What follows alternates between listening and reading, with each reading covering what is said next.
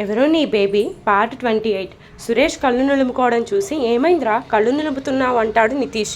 ఏం లేదు ఊరికే, నీకు కూడా కాఫీ ఇవ్వనా అని అడుగుతాడు. ఇప్పుడేం వద్దు, నేను బ్రష్ చేయాలి అంటూ రూమ్లోకి వెళ్ళిపోతాడు. బెడ్ మీద వాలి ఆలోచిస్తాడు సురేష్.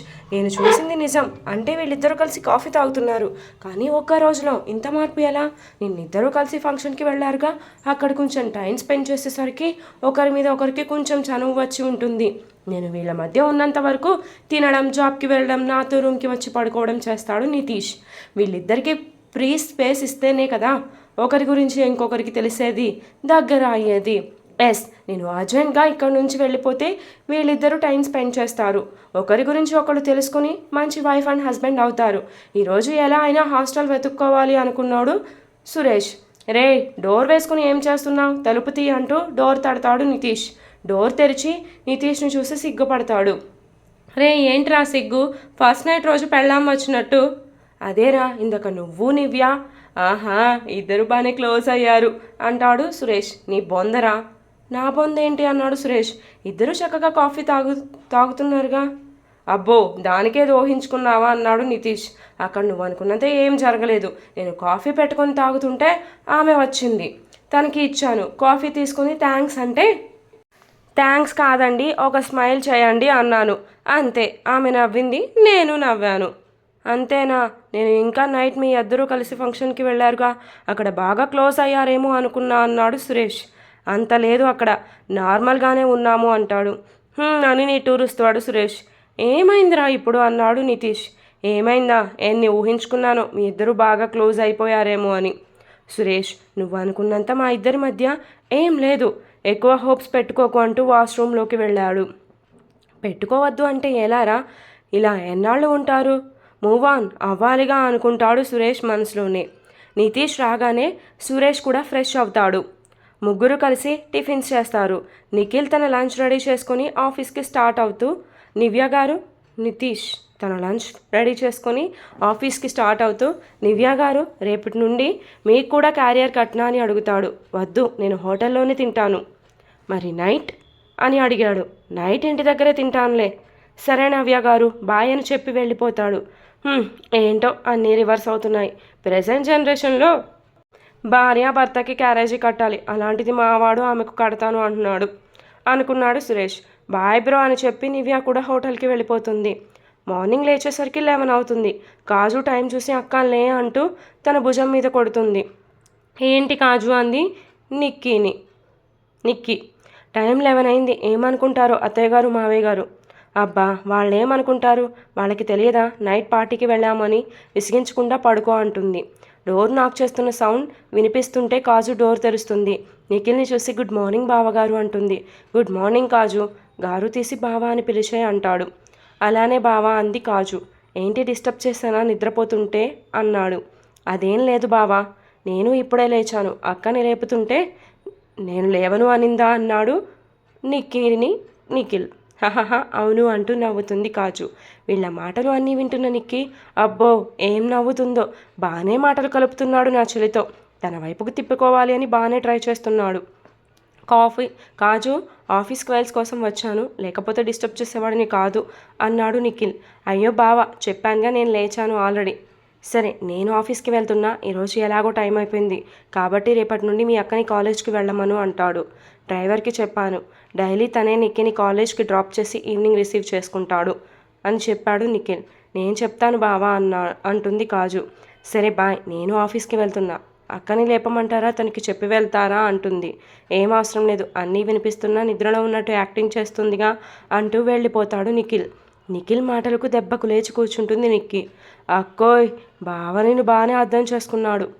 ఆహా, అవునా అని సాగదీస్తూ, నువ్వేంటే వాడితో సోది పెట్టేస్తున్నావు, బాగా నచ్చాడక్క నాకు, నీకు వద్దంటే ఇచ్చేవే, తీసుకుంటాను అంటుంది నిఖిల్ని. హహహ అని గట్టిగా నవ్వుతూ, ఇస్తాను తీసుకోవే అంటుంది. థ్యాంక్స్ అక్క అంది కాజు. మళ్ళీ వెంటనే డల్ అవుతుంది కాజు. ఏమైందే, ఇస్తాను అన్నాగా మొహం అలా పెట్టావు, అక్కవి అయ్యావు కదవే, నువ్వు లేకపోతే నీకు ఖచ్చితంగా సవతిని అయ్యేదాన్ని. నిన్ను అంటూ కాజల్ చెవి మెలిపెడుతూ, చిన్నపిల్లలా ఉండు. నేనెక్కడ చిన్నపిల్లని, నాకెప్పుడో 18 ఇయర్స్ దాటిపోయాయి. నన్ను వదులు అంటూ నిక్కీని నెట్టేస్తుంది. అప్పుడే రూమ్కి వస్తున్న నిక్కీ అలా అమాంతంగా పడిపోతుంటే ఏం అర్థం అవ్వక నిక్కీ అంటూ ఫాస్ట్గా తన దగ్గరకు వెళ్ళి పట్టుకుంటాడు. నిక్కీ ఏం కాలేదు కానీ టెన్షన్ పడతాడు. ఏమైంది కాజల్, ఎలా పడిపోబోయింది కింద నిక్కీ అని కంగారుగా అడుగుతాడు. ఏం లేదు బావా, అక్క నన్ను టీస్ చేస్తుంటే సరదాగా అలా తోసాను, అది బెడ్ మీద పడబోయేది, దానికే మీరు వచ్చి పట్టుకున్నారు అని నవ్వుతుంది. ఓహో అని నిక్కీని వదిలి ఫైల్ తీసుకొని వెళ్ళిపోతాడు. పిలవనా మీ బావని అంటుంది నిక్కీ. దేనికక్క అంది కాజు. పెళ్లి చేసుకుంటాను అన్నావుగా. పిలువు, నేను రెడీ. ఇందాక వరకు సొంత అక్కకు అన్యాయం ఎలా చేస్తాను అనుకున్నా. ఎప్పుడైతే బావ నువ్వు పడిపోతుంటే పట్టుకొని కంగారు పడ్డాడో ఆ క్షణం ఇంకా ఫిదా అయ్యాను బావకి. ఐ లవ్ హిమ్ అంటుంది కాజు. ఉస్సి చిన్నపిల్లలా మాట్లాడు అన్నానుగా. ప్రేమను దాచుకోలేకపోతున్నా అక్క. ఉస్సి ఏంటి ఆ మాటలు అంటూ కోపంగా కాజుని తిడుతుంది. హోటల్లో ఎంటర్ అవ్వగానే అందరూ విష్ చేస్తుంటారు నివ్యాని. నివ్య అవేం పట్టించుకోకుండా తన పని తను చేసుకుంటుంది. గుడ్ మార్నింగ్ అంటూ పలకరిస్తుంది సుప్రియ. ఓకే అన్నట్టు తల ఊపుతుంది నివ్య. మేడంకి ఏమైంది ఈ మధ్య? ఎప్పుడు చూసినా కోపంగా ఉంటుంది. నన్ను ఫ్రెండ్గా అనుకో, పేరు పెట్టు పిలువు అని చెప్పేది. ఇప్పుడు పలకరిస్తున్నా కనీసం రిప్లై కూడా ఇవ్వడం లేదు అనుకుంది. మేడం అని పిలుస్తుంది సుప్రియ. ఏంటి అంటుంది నివ్య. అది 5th ఫ్లోర్ టైల్స్ అన్నీ మరకలు అయ్యాయి మేడం. వాట్, ఎలా? అదే తెలియడం లేదు మేడం. అదే తెలియడం లేదా? సీసీ చూస్తే తెలుస్తుంది. వెళ్ళి ఆ పని చెయ్యి, నాకు చెప్పడం కాదు. మేడం. ఇంకేంటమ్మా అంది నివ్య. కొన్ని రూమ్స్లో బెడ్షీట్స్ పాతగా అయ్యాయి. ఏం చేయను, కూర్చొని ఉతకమంటావా నన్ను అంటుంది నివ్య. అది కాదు అంది సుప్రియ. అది కాకపోతే ఇంకేంటి, స్టోర్ రూమ్లో లేవా అంటుంది. లేవు మేడం అంది. అయితే ఎన్ని కావాలో అన్ని ఆర్డర్ ఇచ్చి లెక్కల్లో ఎంటర్ చేయండి. చిన్నవి కూడా నాకు చెప్తే ఎలా అంది. మీకు చెప్పకుండా ఆర్డర్ ఇస్తే ఏమన్నా అంటారేమో అని అంటుంది. నేనేమంటాను అంది నివ్య. మన డ్యూటీ ఇక్కడ స్టే చేసే వాళ్ళకి ఎలాంటి ఇబ్బంది కలగనివ్వకుండా అన్ని ఏర్పాట్లు చూసుకుంటూ గెస్ట్ని కంఫర్ట్గా ఉంచడం. ప్రతిదీ నాకు చెప్పకుండా చేయలేవా? అమ్మో, ఇలా ఫైర్ అవుతుంది ఏంట్రా బాబు అని మనసులోనే నివ్యాని తిట్టుకుంటుంది సుప్రియ. సుప్రియ ఏం మాట్లాడకుండా సైలెంట్గా నిలబడుతుంది. ఇంకా ఇక్కడే నుంచున్నావేంటి? నా మొహం నువ్వు, నీ మొహం నేను ఎంతసేపు చూస్తాము? ఇంకా బయలుదేరు అంటుంది. సరే మేడం అంటూ అక్కడి నుండి వెళ్ళిపోతుంది సుప్రియ. అమ్మో, ఏంటో పెద్ద పిడుగు నుండి తప్పించుకున్నట్టే ఉంది. కానీ ఇది నివ్య మేడం కాదు, ఏదో అయింది, అదేంటో అర్థం అవడం లేదు అనుకుంది. కానీ తెలుసుకోవడం ఎలా? ఆమె దగ్గర నాకు చర్వ ఉంది, కానీ ఇప్పుడు అందరిలానే నన్ను ట్రీట్ చేస్తుంది. ఏమన్నా అడిగితే కోపంగా నా మీద విరుచుకుపడితే పరువు మొత్తం పోతుంది. ఎందుకులే నాకు అనుకుంది సుప్రియ నివ్య గురించి. కాజు చెవి మెలిపెడుతూ ఉంటుంది నిక్కీ. అక్క వదులు, చెల్లిని ఇలా కొట్టొచ్చా? అక్క ముందు పిచ్చిగా మాట్లాడొచ్చా అంటుంది నిక్కీ. నేనేం తప్పుగా మాట్లాడలేదే, నువ్వు వద్దు అన్నావని నేను తీసుకుంటాను అన్నాను. మళ్ళీ అదే టాపిక్ తెస్తున్నావు. అబ్బా ఇప్పుడు ఏంటి? ఒక్క మాటలో చెప్పు, మీ ఆయన్ని ఇస్తావా లేదా అంది కాజు. నిన్ను ఇప్పుడేగా అలా మాట్లాడొద్దు అన్నాను, మళ్ళీ అవే మాటలు. సారీ, ఇంకోసారి అలా అనను. పద ఫ్రెష్ అయ్యి టిఫిన్ చేద్దాం, నైట్ సరిగ్గా తినలేదు అంది. ఏం పాపం, మేకప్ అంతా నోట్లోకి పోతుంది అనా అంది కాజు. ముందు నా రూమ్ నుండి బయటకు వెళ్ళు, నాకు కోపం తెప్పిస్తున్నాం. అబ్బో, ఎక్కడి నుండి వచ్చిందమ్మా అంత కోపం? అది వరకు లేదుగా. కొన్ని అలా వచ్చి చేరుతుంటాయిలే అంది నిక్కీ. తమరు దయచేయండి. అంతేలే, మీ ఆయన్ని అడిగాను అని రూమ్లో నుండి గెంటేస్తున్నావు, ఆ మాత్రం అర్థం చేసుకోలేని నిబ్బి అనుకున్నావా అంది కాజు. అమ్మో, దీనికి బాగా ఎక్కువైంది అంటూ కాజు అని పిలుస్తున్నా వినిపించుకోకుండా బయటకు వెళ్ళిపోతుంది.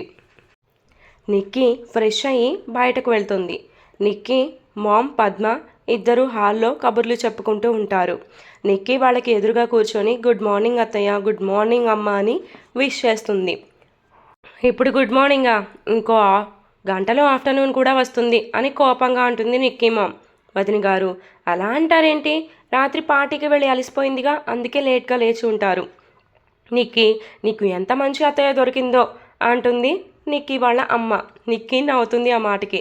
అమ్మ నిక్కీ, వెళ్ళి టిఫిన్ చేయి, రాత్రి పార్టీ హడావిడిలో ఏం తిన్నావో ఏంటో. అలానే అత్తయ్య గారు అంది నిక్కీ. అమ్మ కాజు ఎక్కడా? అది ఆల్రెడీ తింటూ ఉంది, నువ్వు వెళ్ళి జాయిన్ అవ్వు అంటుంది. అమ్మ, ఇది నాకన్నా ఆకలిగా ఉన్నట్టు ఉంది. నిక్కీ వచ్చిందే పట్టించుకోకుండా లాగిస్తుంది కాజు. ఏంటే అంత కరువులో ఉన్నావా, అలా తింటున్నావు అంది. ఏం చేయమంటావు, నీతో వాదించి వాదించి నా ఓపిక అంతా పోయి ఆకలిగా మారింది. అందుకే వీడితో నింపుకుంటున్నాను కడుపుని అంటుంది. బాగా నింపుకో, చాలకపోతే నావి కూడా తింది కానీ అంటుంది. సరే అక్క, నాకు ఇంకా చాలా పడతాయి అంది కాజు. నా కడుపులో అంటూ పొట్ట మీద చేయి వేసుకుంటుంది. పడతాయి, అది కడుపా చెరువా? ఫుడ్ చెరువు అంటూ తన పొట్టని తడుముకుంటుంది కాజల్. కాజు అయిందా తింటాం అంటుంది వాళ్ళ అమ్మ. అమ్మా, అక్కకి ఆకలిగా లేదంట. వస్తే నేనెప్పుడు అన్నానే అంటూ ఫాస్ట్గా తింటుంది నిక్కీ. పద్మ, నిక్కీ మామ్ వాళ్ళ దగ్గరికి వస్తారు. కాజు తినడం అయితే మనం ఇంటికి వెళ్దాము అంటుంది. డాడ్ ఎక్కడమ్మా అని అడుగుతుంది. ఆల్రెడీ ఆఫీస్కి వెళ్ళారు. ఓకేమా, నాది అయిపోయింది, హ్యాండ్ వాష్ చేసుకోవడమే అంటుంది కాజు. అమ్మా ఉండొచ్చుగా అంటుంది నిక్కీ. వెళ్ళాలిమా, ఈరోజు కాలేజ్ మిస్ అయింది కాజుకి, రేపు వెళ్ళాలి మళ్ళీ. అది కాదుమా, దాన్ని ఉంచు, లేకపోతే. పద్మ అందుకొని కాజల్ని ఉంచండి వదిన అంటుంది. నిక్కీకి బోర్ కొడుతుందేమో. ఎందుకు కొడుతుంది అత్తయ్య?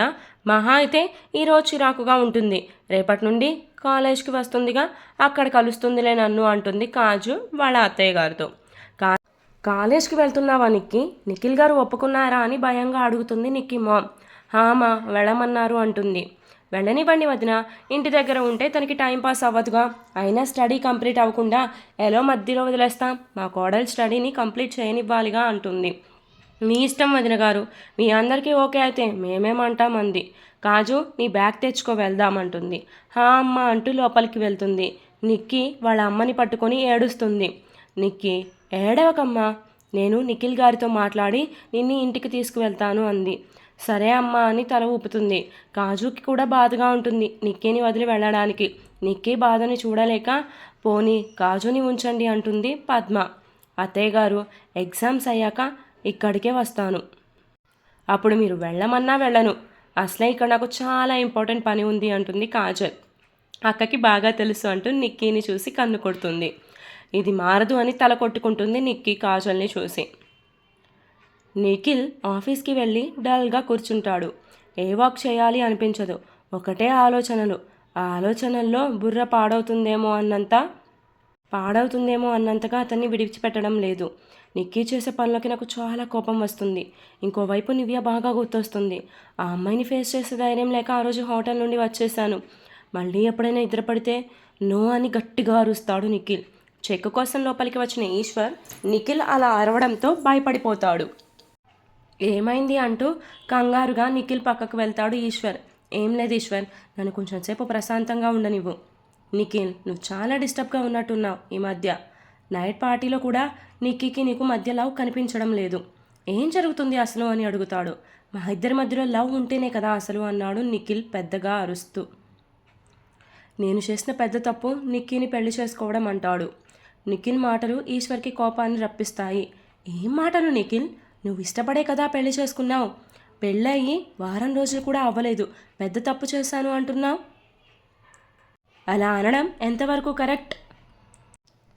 అసలు నిక్కీ ఎంత మొండిగా చేస్తుందో తెలుసా అని అరుస్తాడు నిఖిల్ కూడా ఈశ్వర్ మీద.